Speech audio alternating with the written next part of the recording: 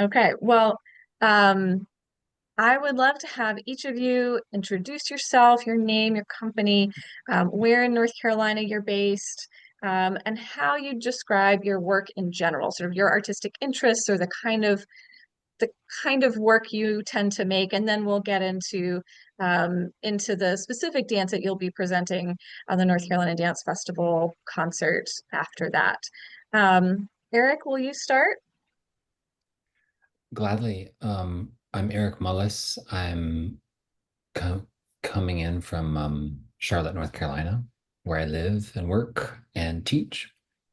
Um, my work right now is tech heavy. I about 5 years ago started working in dance technology, and I just kind of found my way into it. It wasn't intentional. And the next thing I know, my wife said, "You're very techy." So maybe I am. And so it's part of I'm doing a multi-year project, which is under this banner of, it's called Motive Forces, and just making a lot of work that kind of falls under that. And the piece that I'll be showing at the festival, which I'm really so excited to be a part of, is it's a duet. And it's a little different because it doesn't have a lot of bells and whistles technology on stage, like no sensors or giant projections or interactive sound or anything. That we actually made the choreography kind of in dialogue with a motion visualization software.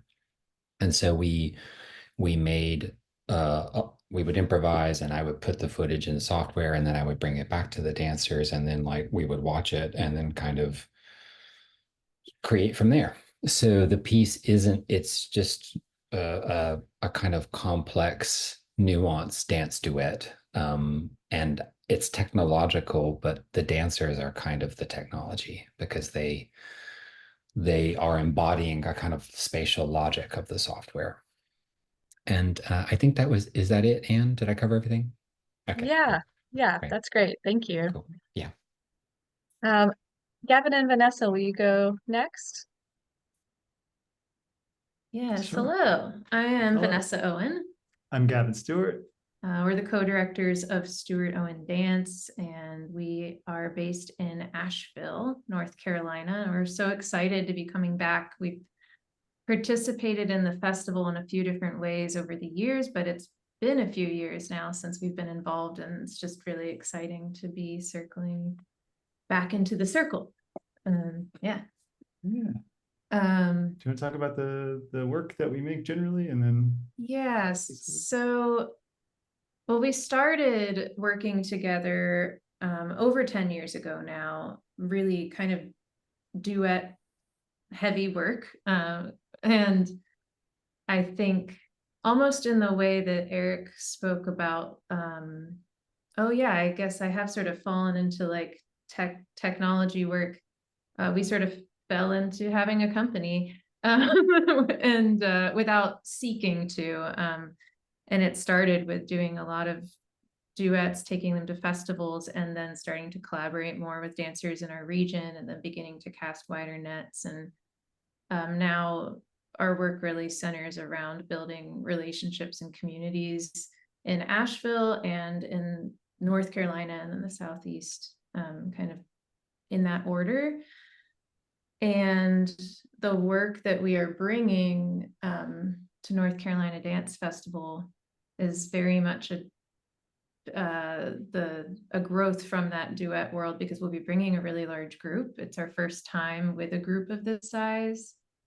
I don't know if you want to speak a little more about where we are yeah, with that. sure, yeah. So our approach to creating is very collaborative, and it's very much about conversations we have together and cross hatching those ideas to create something that is that can only stand with all of us, or both of us, at least, is where it started. And so now we're trying to bring that into the process of working in groups, and we've been navigating the challenges and the successes of that, and how we co-generate with others in the room, but also keep our very distinct relational interests. A lot of the work that we make is about our interactions with others, our interactions with the world and society. And so we're bringing that, we're sort of like amplifying that now with, I think we'll be bringing 10 dancers to NCDF.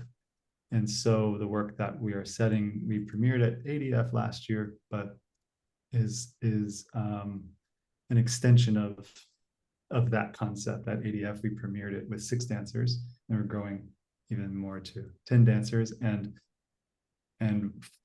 we're navigating, bringing everybody having an individual voice within that and having a collective shared voice within that. So it's kind of the growth of that. So we're collaborating with UNCSA in order to bring these wonderful students from UNCSA to join us at NCDF this fall, and to continue to sort of work in this manner that is communal, in a communal manner, and all the wonderful and messy things that holds. Great, thank you. Yeah, we'll get a little more into that piece in particular in a moment. But let's have Jiwon introduce yourself.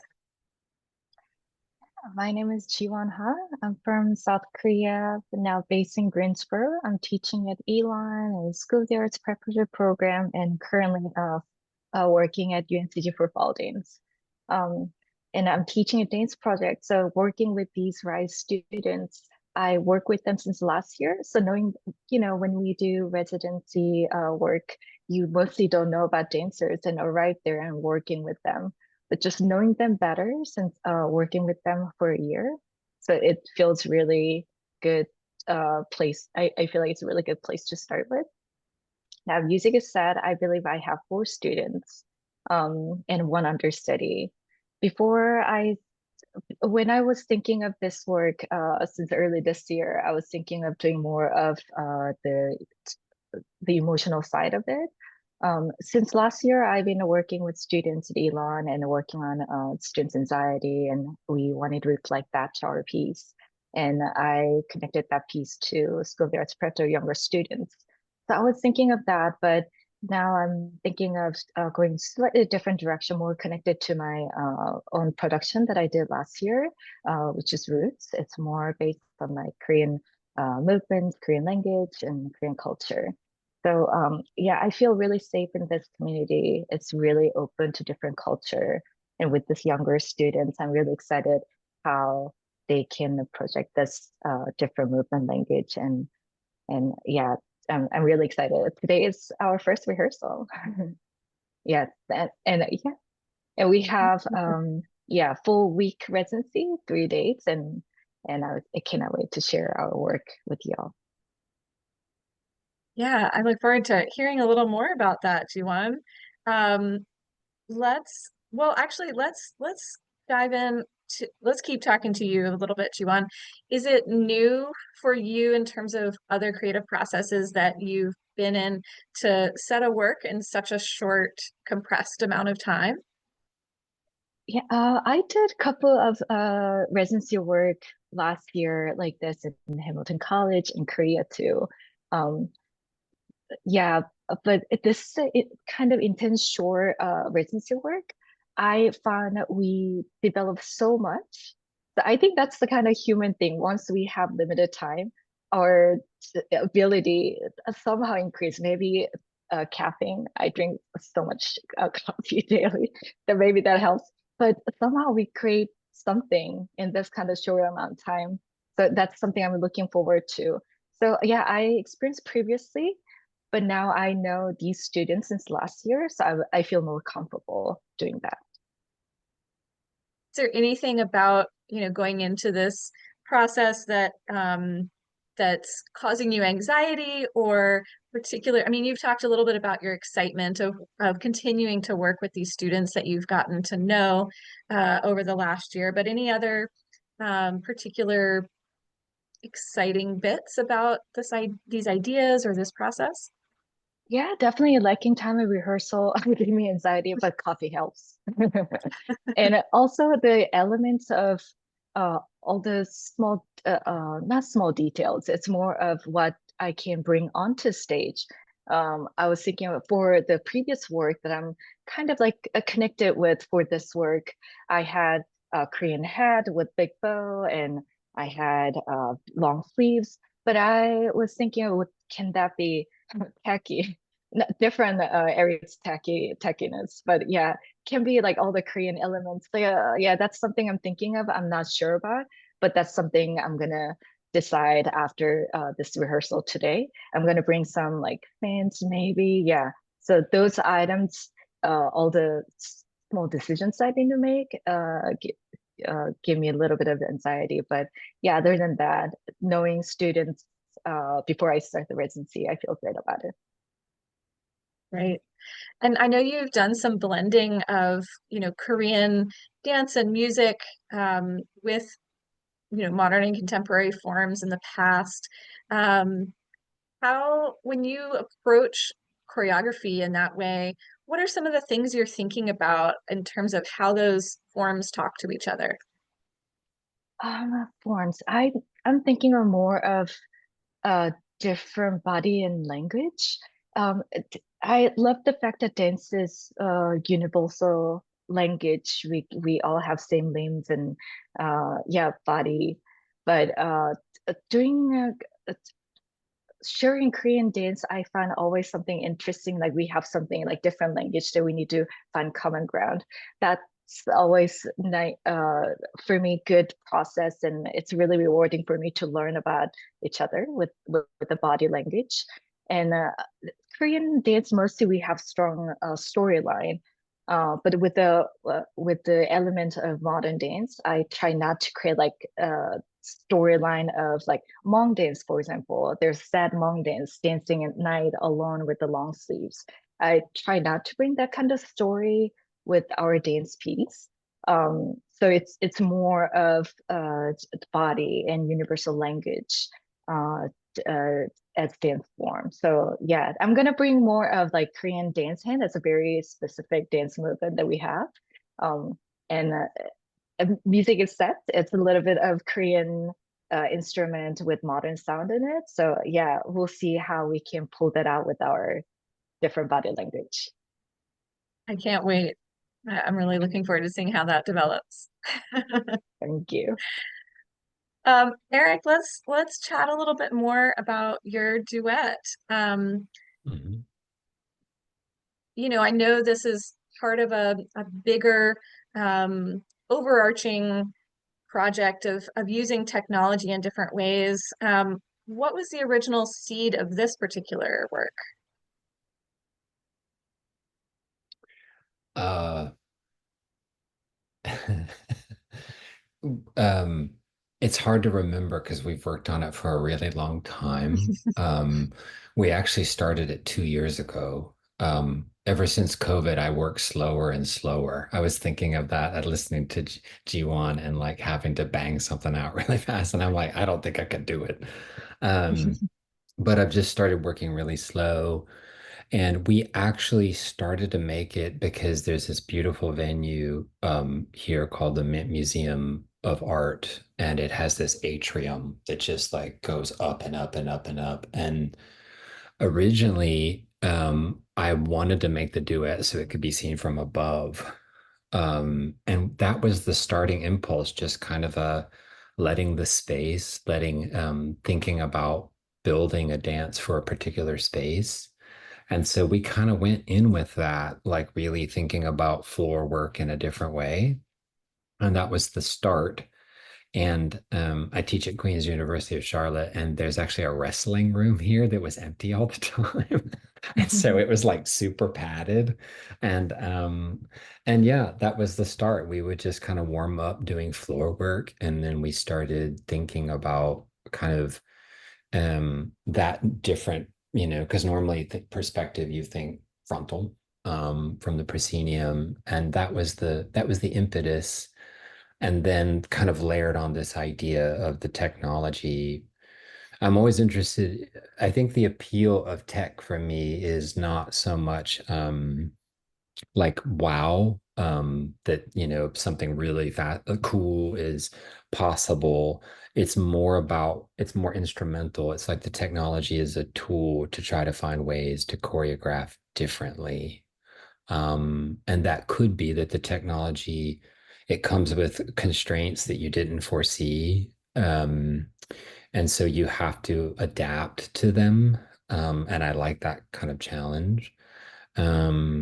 Or it opens up possibilities. And that's the case what it was with this duet. It started like helping me, because if you think about two people and all the possible lines of connection between them, we tend to have our preferences about which part touches which part, you know, and that's part of our training and our just the way we move through the world. And so what I liked about this software is that it's algorithmic and it just shows tons of possibilities that I would never imagine. And so it was the meeting of those two things, a different perspective on creating the duet, a visual perspective. And then now that the dancers are there, imagine from above, what are these possible pathways and how can we show them? So that was the start. And I totally forgot that. One of the dancers helped me remember that when we were performing it here recently. It's at the point now where it's that beautiful thing where it doesn't feel like it's mine anymore. Because it's a thing we've been performing it a while. And it's so kind of going back to something Gavin was said, it was very much developed in dialogue with the dancers and they contributed a lot to it. So it's kind of its own entity now, which means I have a bit of an odd relationship to it. It's like it's kind of not I don't feel like it's mine anymore, you know, which is beautiful. Mm-hmm. Was it a challenging rehearsal process for the dancers if you were using the technology to suggest connections that might have felt really foreign or unusual? Absolutely, yes. Gavin and Vanessa know these dancers and they love a challenge. So they were into it, you know, and they would gripe about it, but they kind of loved it. And I'm fortunate because there's plenty of dancers who would actually not really enjoy that kind of challenge. And so yes, but it was very counterintuitive. And I think maybe speaking more to your point, like for them to just remember it was harder because it doesn't make sense. You know, it's like the pathways are not familiar pathways. And so they can't rely. They've done it so many times, it is kind of in there and they talk about that a lot. But very early on, the challenge was actually just remembering it because it was unfamiliar. Mhm. Right. I'm looking forward to seeing it live on stage, Yeah, and in a new space. You know, I'm sure that each space you perform it in also ends up influencing it, of course. absolutely. Yeah. Yeah, in beautiful ways. Mhm. Mhm. Great. Gavin and Vanessa, let's hear a little bit more about um, maybe the original creative process for this. I know it was created at American Dance Festival for the Maiden NC program in 2024. Um, where did the seed of the idea for the front come from for you? Yeah. Well, it's also hard to remember, even though it was only a year ago. And it's because we created this piece that at the end of a year that was like the wildest year of work and creating for us. We had just finished was it a 75-minute new work? And so we had and we made that work, the 75-minute work, in just a few weeks with the dancers we were working with. And then we went almost immediately into process for this piece, the front. And we were just kind of like, I don't know what I have left in me. And then I think the result of that was something actually quite honest, that maybe more honest than what we would typically veer towards, and because we almost well, the piece quite broadly is about like masking, and the masks that we wear to move through the world, sometimes in a helpful way and sometimes in a destructive way. And then, what is it when you peel the mask off? Who are you? And kind of, for us, feeling like we were in this place of like, well, I guess we just got to fake it till we make it, like we'll see what happens. And then and then a lot more that I think was kind of the seed of the feeling, and then it's become a lot more since then. Yeah. I think we can all relate to the fake it till you make it idea, and that's something that we kind of search for, these universal themes, so that what we're making has a foothold into the viewer if they're able to connect to what the themes are, at least. And the moment in our lives, like, was essentially, I had just read this a book on writing, actually, and it was talking about process, and I was like, oh man, we never afford ourselves this time away, and here we are again in this situation where we're creating a dance right up against a show and not taking time to reflect on it before we perform it or before we come back to it. And so we tried to actually just meditate on our personal experience, as Vanessa said, to draw from, essentially to write what we know, to make what we know. And at that point, it was just dance and working in dance. This is only just over a year ago. And a lot has changed in the last year, but the expression of the dance is coming from this tension between us and our personal lives of becoming where we were dancer choreographers when we moved here, primarily dancers, then sort of more choreographer and dancer, and then now kind of more choreographer, director, and dancer is the tertiary part of who we are as individuals now. And but through trying to unearth this sort of like, why do I feel this tension in my day-to-day life of this like pull to one thing, and I know it's the thing I should be doing, and this desire that I have for another thing. And this feeling like it's almost more of a performance to be all of the other roles than it is to actually be a performer. Yeah. And that like we're putting on the show of being all the other hats we wear. Yeah. And I think, like, having talked with our dancers and with a lot of people, it's something that most people feel and identify with, maybe, in different ways than we do. And so in order to sort of make something that wasn't just about our own experience, we wanted to think about, well, it very much is like a show when you watch it. And that's okay to say, and I won't say too much more about the dance, but we wanted to research more, like I said, in the universal side. So it sparked us to think about service industry, other people who work in places where they essentially have to put on a performance in order to do their job. That may not be as obvious as being a performer on stage. And so that kind of led us to do a lot of like artistic research into I love, like, in our process to like look at photographs and try to connect the dots between where these photographs all kind of might live in one field, and try to understand what it is that isn't, like, why I might be drawn to them, and then sort of make a dance from there. And so the lead up to the piece before we made any material was a lot of like what trying to tap into the unseen things. And so that's really it. I mean, that's kind of the source for the dance. So we made it really quickly. We made it in 2 weeks, though. We had 2 weeks for a 20-minute dance instead of 3 weeks for a 75-minute dance. So it felt like tons of space.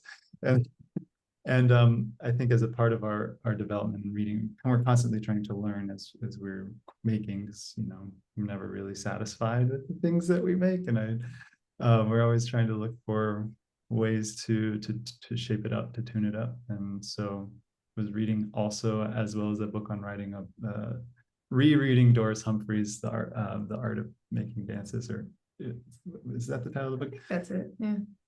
Anyway, just got some very opinionated dance making passages in there, but it was just a sort of a guide of like, oh right, this is one of those moments we're making a dance that's about a story people know. So while this is not a narrative per se, the moments have to be situations that are that have to say something, that are relatable. Mhm. So, that's sort of where the goals were, and then we got in with the dancers and just generated a bunch of material, and then slapdash cut it together and said, this works, this doesn't work, and just kind of put our editor hats on for a day or two, and then we performed.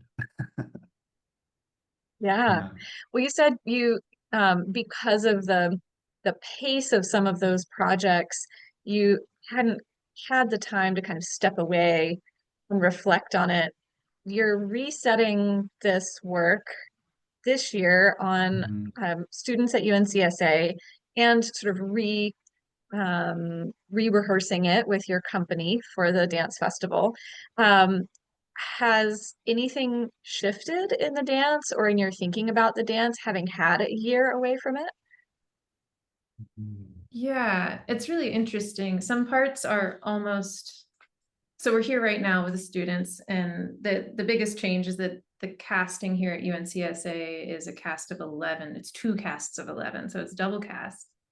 And we do like to do these sort of co-generative processes. So the moments that are solos and duets and are like interactive and are sort of the behind the mask moments are reimagined using scores from what our company did, but we gave those same scores to these dancers, and some of it looks so similar and some of it's wildly different on the students.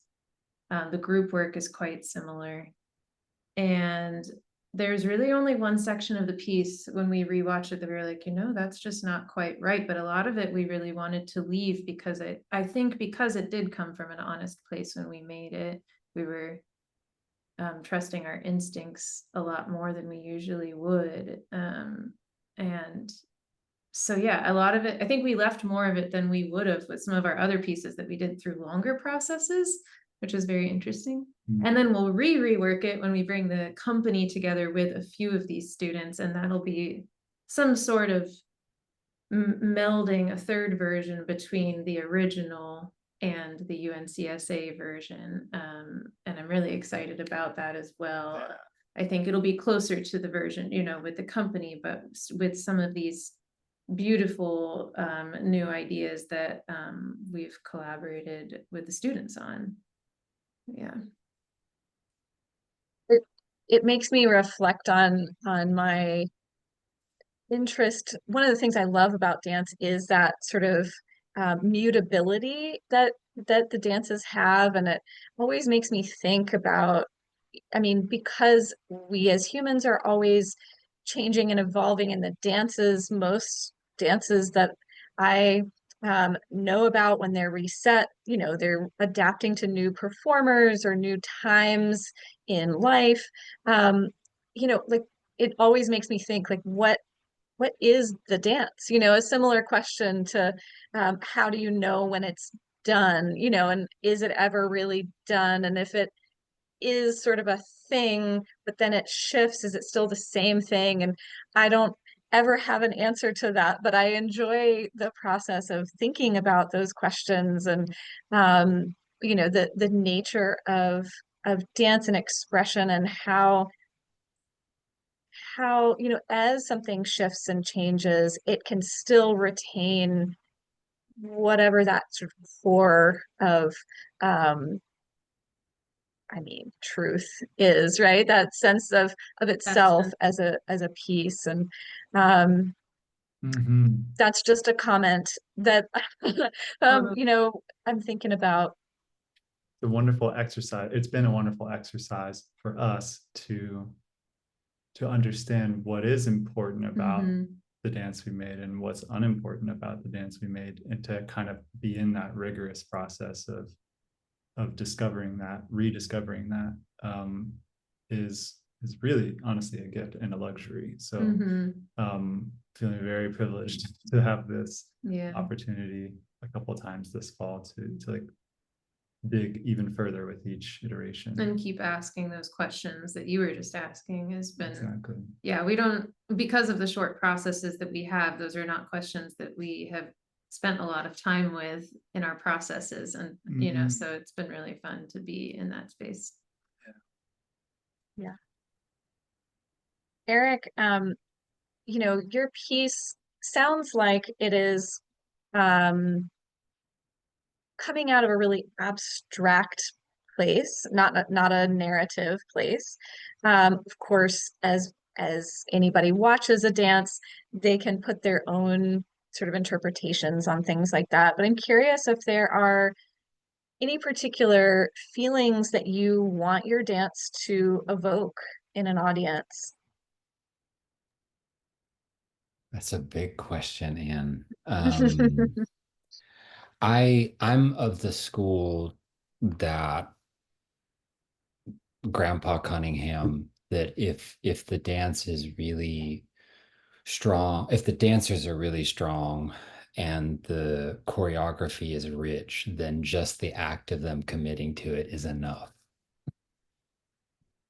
I think that comes out in this duet. It's two young women really committing themselves to some very precise, rigorous, challenging choreography. It's also challenging because this was something we didn't realize till later on, but my background, I came to dance late, but I came from a very long time practice of traditional Chinese martial arts, and so it's kind of kung fu-y. Like there's a kind of there is tension. And we talked about that a lot, that I think you're seeing, you know, two really virtuosic dancers with the precision, but then also they're kind of, I don't know, for lack of a better word, they're going at each other. It's a kind of, it could be a game, it could be, and sometimes it's a more neutral and practical, and other times there's like little moments of tension. And so maybe a long-winded way to say there's definitely no intention from the beginning to kind of go in and have a specific relationship or psychological content. That was definitely the case from the beginning. But I do think that there are things for people to find in terms of who these two young women are and what their relationship to each other is. I think there's a lot of room for people to kind of take what they want from it.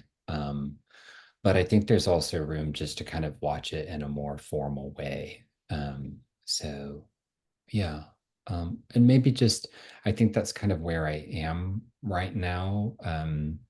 The project that I did, again, multi-year project, before this one, it was actually the opposite. It was very much full of narrative and like complex kind of characters, and that kind of pulled you into a lot of world making. And so I'm not really sure if this project is like, I really wanted a break from that, because I was really personally invested in that one.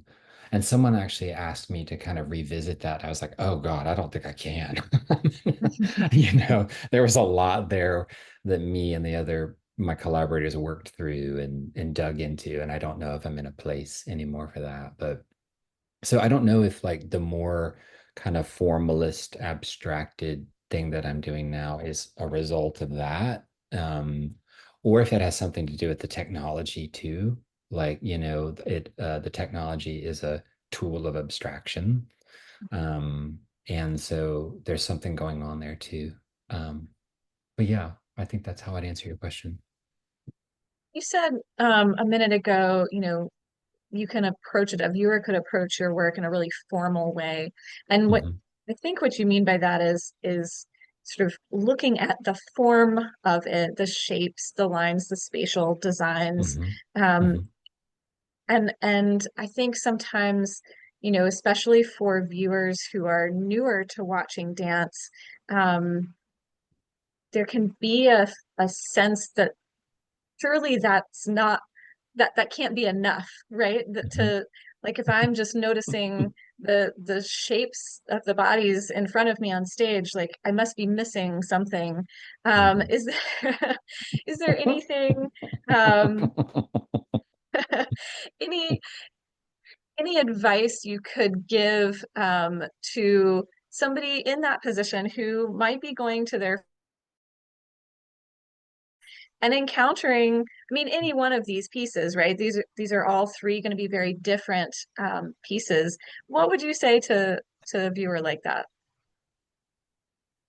And I don't know. It's a great question. I think I defer to my colleagues. I don't know. I think in the background is like I'll say something real quick. Gavin's laughing, so I'm going to turn it over to him. Um, I think well, I would say two things real quick, and I think that the way NCDF curates speaks to this, that dance is inherently pluralist. And it's because the body is plural. And so yeah, I think a beautiful thing is like to have a more formalist piece and a piece that has a narrative and a piece that's about you know, interpersonal. Like I think, you know, the yes, yes, yes, you know, it's yes and. But I think like if I'm speaking from myself, I the first concert dance I saw actually was it was at Winthrop University where I was an undergrad, and Sandra Neals was there, and you know, God rest her soul. And she danced for Cunningham in the early years, and I just wandered into like a very, very Cunningham-esque kind of piece, and I was like, you know, I had no idea what I was looking at, and it was confusing, but I was really intrigued.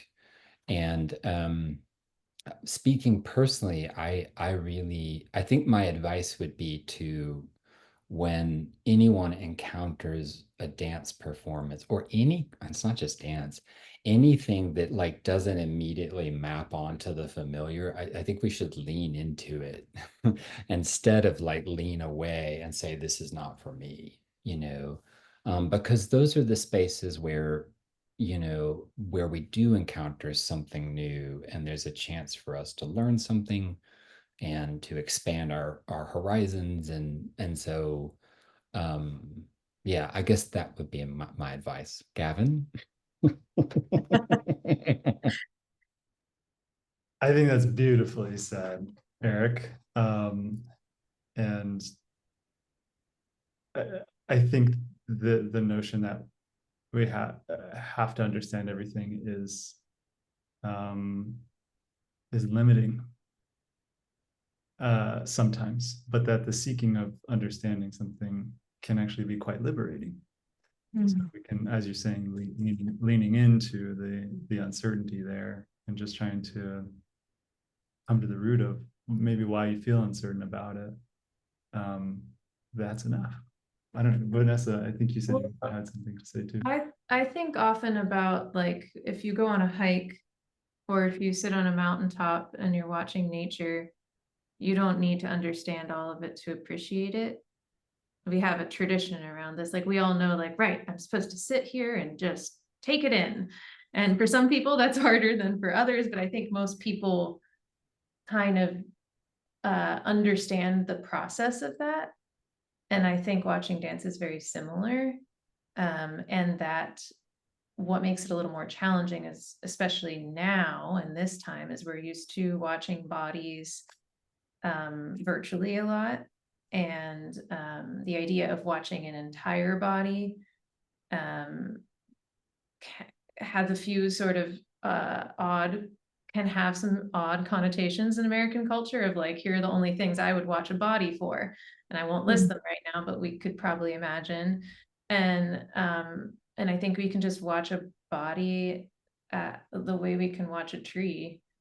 And maybe, but it might maybe get even something much deeper from it, because it's something that we can relate to. Even if we don't understand what it is, we can all relate to vigor or ease or hope or, you know, tension. Like these are all things we all feel. So, yeah. Yeah. Jiwon, would you add anything to that? I think I was really tree on my elementary school dance show, but my parents were so moved. So yeah, that's totally valid. Yeah, I I really do. I agree with all of you. And I always think of what they feel is valid. So I really want them to come to the show and try not to analyze, just see what all bodies, what performers are doing on stage, and yeah, feel what they feel. I think that's a really great point, and I really do believe it's a valid for the audience members and for the performers and dance makers as well. And on top of it, I really hope we find just a little connection from just a little bit of space from audience member side to in the stage. Yeah.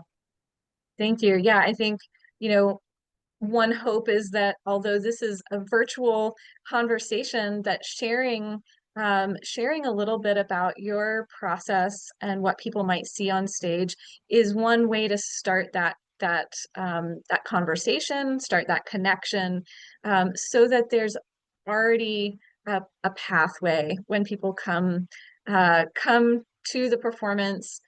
They have a way in to some of these dances, maybe more than they would have otherwise. And I'm thrilled about getting to see all of your pieces and the other three pieces that will be on stage live. I think there is something so powerful about live dance that, doesn't seem, when we just think about it, would be as different from watching it virtually as it really is. So being in the space with the performance is very powerful. And I'm really excited to get to share such different expressions of dance in one show. So thank you for making the work that you're making and for bringing it to the North Carolina Dance Festival this year.